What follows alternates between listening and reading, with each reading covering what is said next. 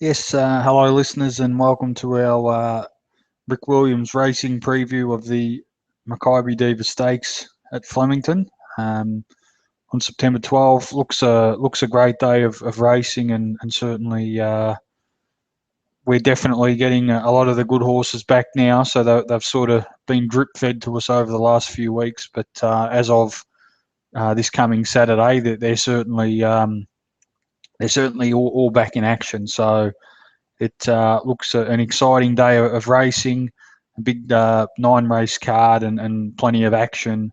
And I think it'll be a really good betting day. There's a handful of horses that look really good chances, so we're looking forward to that. So we'll just start with the run through, and obviously just cover the big race for you, and we'll go through runner by runner. The preview obviously is on early prices. It's only Thursday afternoon, so there's still a bit of water to go under the bridge with a fair few things, but it might help to give you a little bit of an indication, and from there we'll hopefully help steer you into or out of a winner. So we'll start with Faulkner. Look, I think this horse will be pretty hard to beat. He's obviously a very talented horse, and certainly he, he just always goes quite well. The little the little query is he has had quite a long spell. Generally, his spells haven't been that long, so he's had basically twice as long off as he ever has. But the stable showed last week that that where they got that Quinella at Mooney Valley and horses starting to run well. That I think that they're a stable that only really fires up at this time of year. And Oliver's on. I think we can have a bit of faith that Faulkner's going to run really well. And we just, if we look back to this race, even last year, he flew home and hit the line really hard, and wasn't really beaten that far by Dissident. And Boban came through that race also, and was around 2.5 lengths away, and just over the closing part of the race, Faulkner certainly was able to outkick him. In saying that, Boban had a few little issues in the run, but just that run there has sort of played a little bit of a part in the way the race is shaped up for us. But certainly he looks a really good chance. Faulkner on the happy trails, a little bit inconclusive with him. Certainly not a lot of room last start, and didn't really produce anything too good first up either in Adelaide. Certainly a horse that I think will appreciate getting back out to a mile on a firm track, and certainly a horse that you can never ride off. But I've just sort of lent the way of I'd just rather see him get out there and do it this campaign, and I'm sure he'll have an improved run. And he's just a bit unders for us at the moment, but that sort of could change depending on how the track plays and all that sort of stuff. On the Boban, and look, obviously he was a good winner last start. That's a couple of Group 1s from his last 3 starts, so the horse is going really well. Whether or not his Group 1 wins were, top shelf, that's sort of another little query. He beat Charlie Boy and General Ife up in Brisbane, and we know a fair bit about them. And I think that last start, he ended up getting, a fair few favours up on the fence, and I'm just not sure. He ran in a handful of first uppers, and even though he was first up too. So it's very hard to knock the horse. He's right around the mark for me. He's a little bit under. I've got him about 650. I think if I just have a look, he's around 444, 475, 440 to 475. So we're sort of not that far away, but he's just not quite there. But he certainly of my three favoured runners, he's the one that's drawn the best. And if Glyn could take up a positive position, then that's certainly going to enable him to run really well. But he hasn't really been running the quick times, and I'm just really not quite sure about Boban. So I think I'll work around him on Saturday. On to Dandino, and obviously he's a horse that we've seen run in the Melbourne Cup, and look, he ran pretty well in the Melbourne Cup. It was a while ago now, but look, he resumed, and he sort of plodded along okay. But I think we can safely say that we will monitor him, and he'll need further. On the Smoke and Joey, look, this horse is a horse that can really pull a run out. At his absolute best, you'd have him right in this. And, certainly his absolute best, he sort of hasn't been able to produce for a while now, going back to February. But, it was over 1,600 metres on a firmish sort of track. So, he only had 2 months break between this current campaign and then the bit of a freshen before those other runs in the autumn. So he's been up for quite a while. They've really tried to freshen him up a few times here. Look, he's the sort of horse that could cause you a few nightmares if he was spot on. He's just a little bit hard to get a line through. On to Weary, and certainly he ran really well last start. Tough run, wide run, and worked home quite well. I'm just sort of not quite sure where to sit with him at the moment. It's around $15 for us at the moment, and $11 to $12 currently. So again, we're sort of not far off, but he's just not quite there. And I'm just not quite sure with him. He really hasn't stamped himself hard on the clock for quite a while now. And, to get to the level that Faulkner can go to, and that we would expect Faulkner will go to, he has to lift, despite the fact that he was wide last start. Prince of Penzance, this is a nice type of horse. I thought he ran on really well. He's, again, we've got him, say, around $31, and they're betting up to $51. So he's sort of one at odds that's probably a bit of value. I tracked back through his form, and he certainly has been able to run pretty big second up in the past, and certainly is a horse that should be able to improve out over further and on a firmer track. So to run that well over 1,400 first up off a long break or a longish break on a soft sort of track, it sort of suggests that this horse could do something this prep.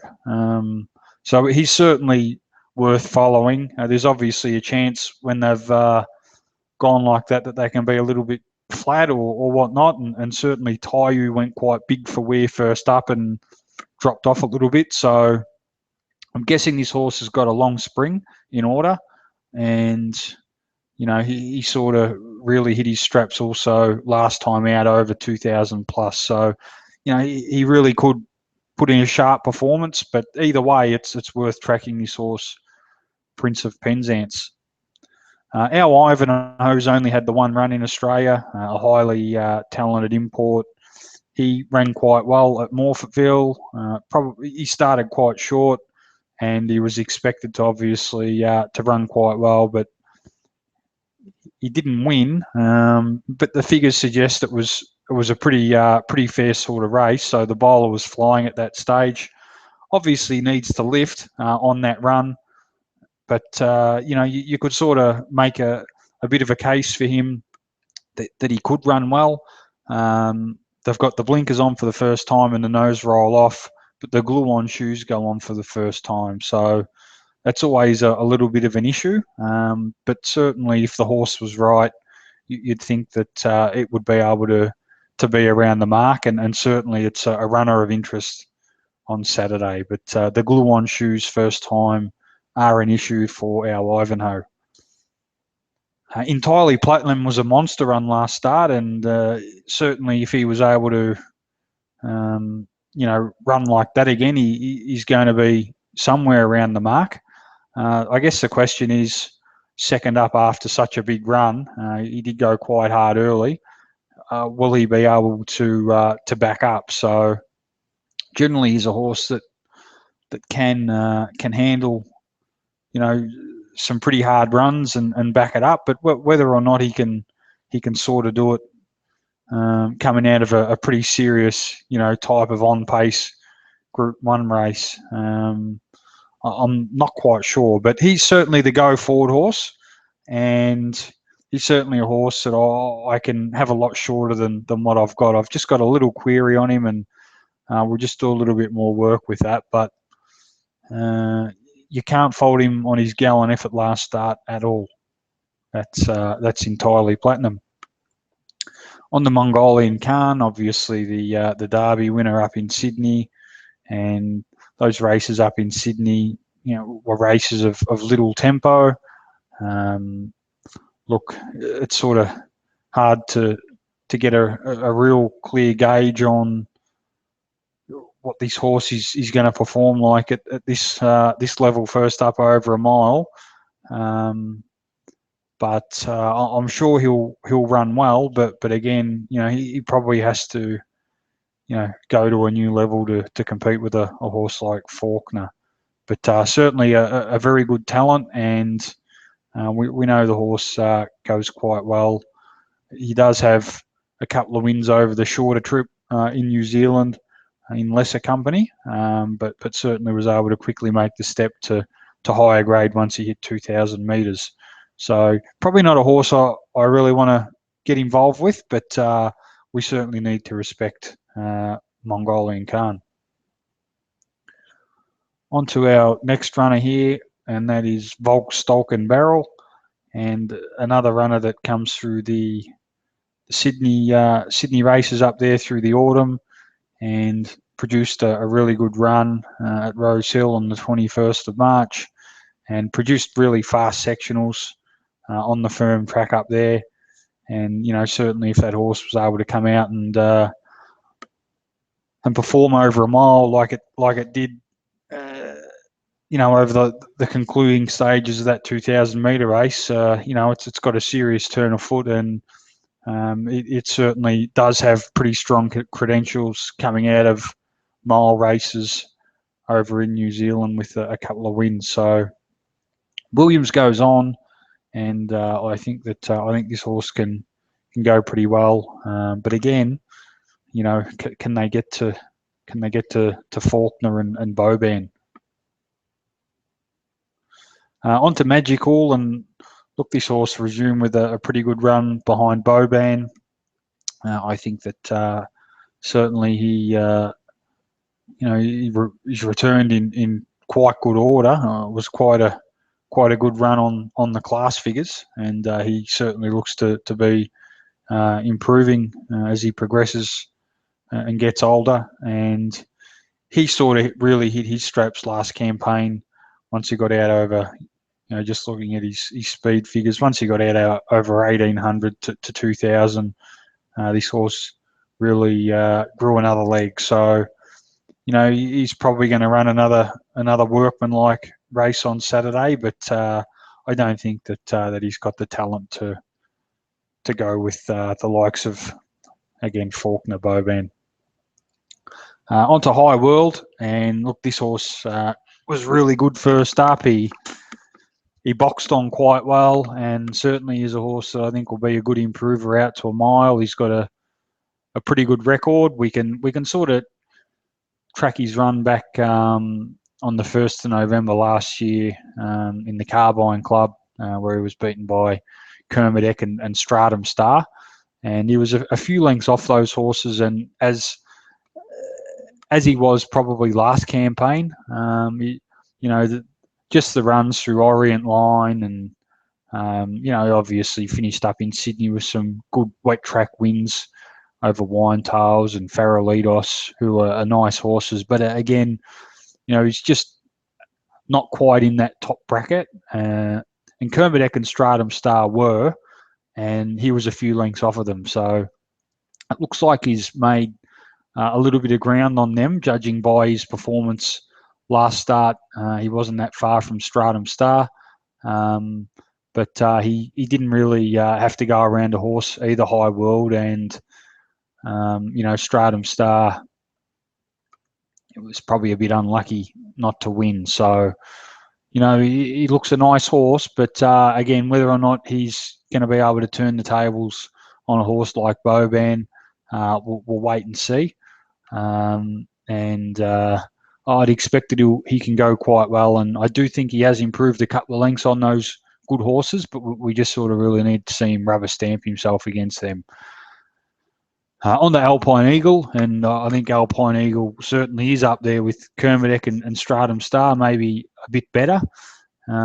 There's been much debate about his first up run at Morphettville on the Parks track, which is always difficult to come from back on, and particularly when they go quite slow early. So, look, we'll just start with his trial on the 7th of August. I thought the trial was good. He was obviously in a hot trial behind Eclair Choice, who came out and started, pretty short at Moonee Valley, was well fancied there in a race. And what sort of looks like it's happened is it was just a little bit too hot that trial, and certainly it was impressive, but heavy track, quick time. It might have flattened a few horses. So just a little bit of interest there, but certainly Alpine Eagle came out, and really the way the race was ran, he had absolutely no hope. He made a few mistakes, and if we're lining up his sectionals, it was a very, very strong performance, and there's actually a lot of things we can measure up against his first up run last campaign. So I got no doubt this horse is back in very good order, and I think that he's certainly for me equal top pick just about with Faulkner. They put the nose roll on for the first time. Just looking at the way the horse tries to run, I can't really see that being a disadvantage for him. We only need to cast our mind back to the last time this horse ran at Flemington over a mile on a firm track.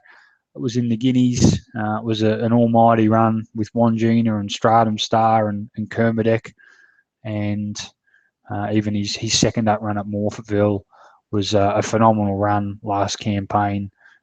He's gone 12 lengths above average, and set some blistering sectionals. So, the horse looks to me to be back in that type of order, and with the trial and the run under his belt, I think he'll go really well. So, very keen on Alpine Eagle. On to Rising Romance, and another one that comes through the Boban race. So, all these sort of stayers resuming that are going to be better over 2,000 metres, they're all sort of within a length or two of Boban. So that's just a little query with the Boban form, and the fact that Stratum Star probably should have won. So, look, Rising Romance goes pretty well. Obviously, has it's sort of hard to knock the horse, but whether or not it's up to I sound like a broken record. It's got to be up to the level of Faulkner here, who's just a beauty of a miler, and Alpine Eagle, and they're probably not quite there. This horse at a mile against those horses, but certainly it's a very nice mare who I'm sure will run well and is worth keeping an eye on later on this campaign. Gust of Wind comes down, obviously comes out of the Royal Descent race, and it ran pretty well, hit the line well enough. I think that its runs last campaign in Sydney. Obviously it won the Oaks up there, and it's got okay figures. This horse, this bloke Sargent can train, and a lot of his horses have got big turns of foot, and it seems a lot of his horses win well in slowly run races. I don't know if that's got anything to do with anything, or if it's just the way that it's panned out with some of his runners. But at a mile, I certainly struggle to make a case really strongly for this horse to challenge the ones we've touched on. But it's around the mark. So on what we've seen, at a mile, it's probably a good risk, but it is a horse with talent. And then on to Awesome Rock, who probably won't get a run, but look, he comes through the Charmed Harmony race. That was a pretty decent sort of hit out. Again, he's another 4-year-old that I think is back in pretty good order. He hasn't been able to stamp himself against the top horses to date. He's sort of always been 3-4 lengths off the really good ones. And I think that probably is still going to be the case. I know that the stable can really get the horses right, but if he got a run here, I think it'd be a bit too deep for him. But I do think that he's a good chance. So in concluding the race, not too dissimilar to the market here. I'll probably be looking to back Faulkner and Alpine Eagle. They look the two that I'm pretty keen on the figures. They rate really well. I think that Boban will run well again. Just whether he's going quite as well as we sort of looks with all the Group 1 form, just whether that's the top echelon of Group 1 form at the moment. I've just got the others a little bit stronger, but he's not far away on the price. The sentiments with Boban obviously carry through to most of the runners, or all of the runners that he raced against. And one to watch going forward is probably Prince of Penzance. That was a really good run. The blowout would be Smoke and Joey, who would really challenge at his best. That's